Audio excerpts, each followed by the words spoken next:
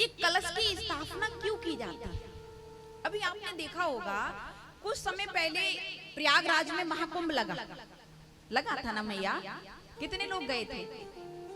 सभी लोग गए। ये महाकुंभ क्यों लगा? हर बार तो 12 वर्ष 6 वर्ष के बाद कुंभ अर्ध कुंभ लगता है, लेकिन इस बार आपने चर्चा में सुना होगा सभी चलिए महाकुंभ है, महाकुंभ है। ये महाकुंभ वहां पर क्यों? कुंभ का मतलब है कलश, घड़ा। संस्कृत में कुंभ कहते हैं। कुंभ का मतलब है जहां पर कलश स्थापना।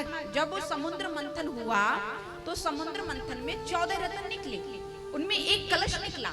तो जहां जहां कलश को 4 जगह स्थापित किया गया तो चारों जगह महाकुंभ बनता है। लेकिन वार्षिक कुंभ जो है वो तो हर बार आता है। 12 साल के बाद जो कुंभ आता है उसको कहते हैं कुंभ। और 12 में से 6 वर्ष बाद जो आता है उसको कहते हैं अर्ध कुंभ।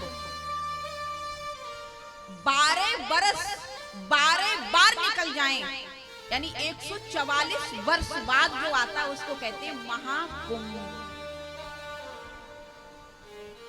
तो यहाँ पर ये जो भागवत सप्ताह ज्ञान यज्ञ हो रहा है, इसमें कलश की स्थापना की गई है। आज से यहाँ ये कोई कलश नहीं है, ये मिट्टी का कलश मत समझना। आज से यहाँ सभी देवी देवता आकर के विराजमान हो गए हैं। एक बात। दूसरी बात ये है कि ये कलश जो है, जो भी माताएं बहनें इस कलश को धारण करती हैं, उठाती हैं, उनके घर में कभी दरिद्रता नहीं आती। आप कहोगे ऐसा तो नहीं है, हमारे जीवन में तो बहुत दरिद्रता आ रही। ये हम कलश उठाया इस बात से दरिद्रता नहीं आ रही। दरिद्रता तो हमारे अपने कर्मों के अनुसार आती है। क्यों नहीं आएगी दरिद्रता? इसका कारण जानो।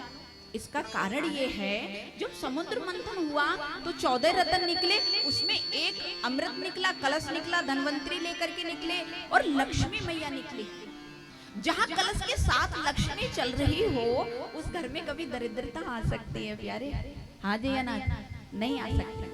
तो आज से ये कलश आपके धन का प्रतीक है, जिसे धनवंतरी भगवान आपने देखा होगा जब दीपावली का महीना आता ना, कार्तिक का, तो लेकर के आते, कहते धनतेरस धनतेरस। उस दिन हम धनवंतरी अवतार लेकर के ही कलश का है। कलश की बहुत सारी विशेषताएं हैं। तीसरी बात, भागवत का उठा हुआ कलश, आपका कहीं कोई घर बन रहा हो, रसोई बन रही हो, या कोई आपका फार्म बन रहा हो, या आपने कहीं प्लॉट लिया उसका नींव भरा रहे हो, उसमें जाकर इस कलश को लगाना। एक बार कभी जीवन में आपके घर में कोई रोगी नहीं हो सकता। ये भागवत में वर्णन किया गया, कोई रोगी नहीं हो सकता है। आप कलश की बहुत सारी विशेष, क्योंकि ये कलश अब साधारण नहीं रहा। आपने देखा होगा पत्थर 2 प्रकार का होता है। कितना? 2 प्रकार का। एक पत्थर वो होता है जो कट छट के मंदिर में आके अच्छे से पूजा करता है, हम और आप। और एक मंदिर जो छट के, टूट के, बिखर के निकल जाता है, और उस पर हम पैर रख रख के उसी मंदिर में आ रहे हैं, उसी पत्थर को पूजने जहां हम सबने बनाया है। कलश सब एक ही है, कलश में कोई अंतर नहीं है। अंतर है कि कलश भागवत में आ गया, कलश पवित्र स्थान पे आ गया, कलश पूरी गांव की परिक्रमा लगा के आ रहा है। परिक्रमा का क्या महत्व? लोग कहते हैं कि कलश उठा लिया और परिक्रमा लगाने क्यों जाएं? परिक्रमा से क्या होगा? अरे कलश उठाओ, स्थापना कर दो, नवरात्रि में हम यही करते हैं।